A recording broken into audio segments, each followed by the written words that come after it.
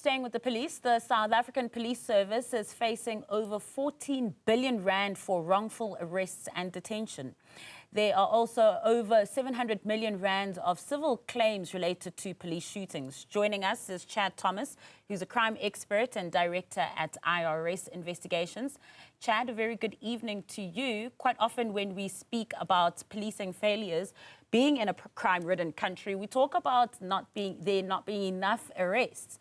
But here we find ourselves in a position where there were those arrests, but they were wrongful arrests. How do we get you?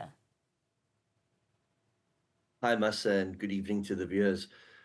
When one looks at the figures of people arrested and the number of claims, it's not unexpected that we've got these claims against the police. If you look at Operation Chanela over the years that it's been operating, over 600,000 people have been arrested.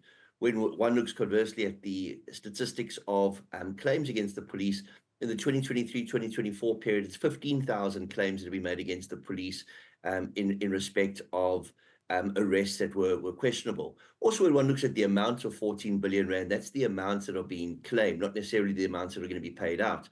I think in that same period of time, 2023-2024, just under R500 million, about 460 million rand was paid out to claims. So we're not going to see 14 billion rand having to come out of our coffers. In fact, if one looks at the historical claims that are still outstanding, they sit at about 50 billion rand. But there's no way that our government and our police department will have to cough up that kind of money. When one looks at the shootings, however, that's where, if it's unjustified, we do see payments being made. So out of 15,000 claims, only 168 are shootings. We will see money paid out, but nowhere near that huge amount that's been in the media.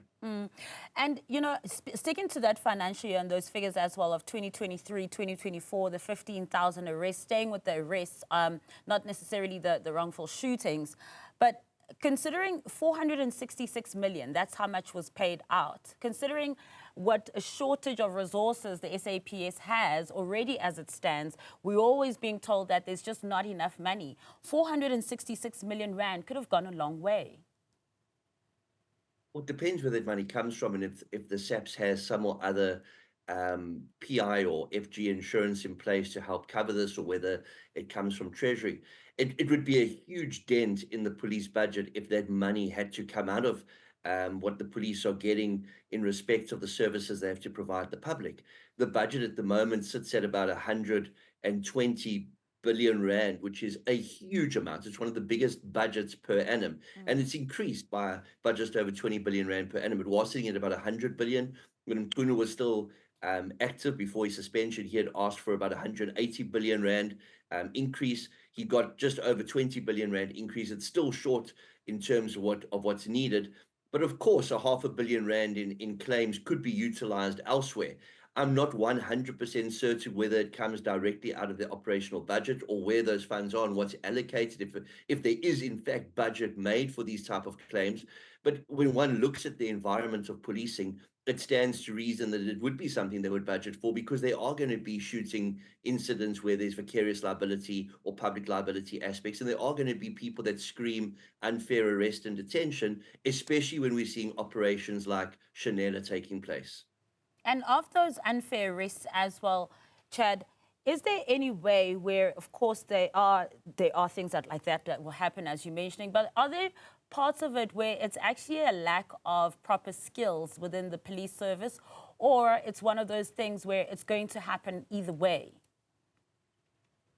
Look, it's a bit of both, because in some instances, you've got some police officers who are forced to make arrests because the media is looking to report positively on what's happening, and the instructions come from the top to say, look, we're going to have the media on the ground. We want to make a big show in terms of Chanel or the other operations. Just go out there. Let's boost the numbers. And you're going to have police officers that may not necessarily be arresting people for the right reasons. They may just be arresting them to push up the numbers.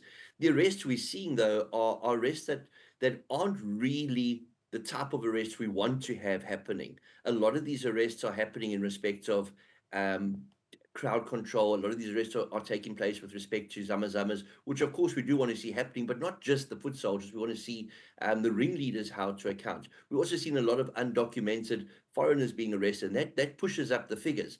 But what we have seen from within the police is when it comes to the more complex crimes, especially financial crimes or organized crimes, they're not that willing to execute what we call direct arrests. They rather want the NPA to come back with a J50, which is a warrant of arrest, and only go out then and make those arrests. So it's a strange dilemma we find ourselves in.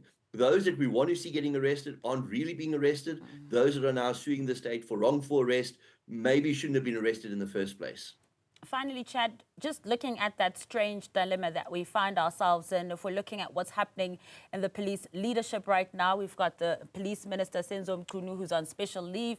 We've got now a new police minister who's going to be acting in that position, who's been sworn in just today. Looking at all that instability and just the gravity of the allegations laid against Senzo Mchunu as well, what a trickle-down effect does that have when it comes to themes such as this? We're going to see a lot of positive developments that have come out of what you spoke about at the beginning of the insert, that bombshell address from Mkhwanazi 4 weeks ago. And one thing Minister Kachalia said this morning, which was very interesting, is he has no political ambitions. He's there to do a job. And that's great. We have somebody in office who's committed to doing exactly what the portfolio suggests he should be doing and not anything that's politically orientated. And I think for far too long, we've had political interference in the policing. If our police officers on the ground can see an effort from leadership to, in fact, do what they are constitutionally instructed and mandated to do, which is provide safety and security to the public at large, the trickle-down effect is going to be incredible. And I think from the perspective of the conversation we're having tonight in respect of these claims against the police, which could be as a result of unnecessary violence or wrongful arrest, this may actually as well be curtailed to a certain respect. That's a good silver lining to end it on. Chad Thomas, always a pleasure to get your insights. Really appreciate it.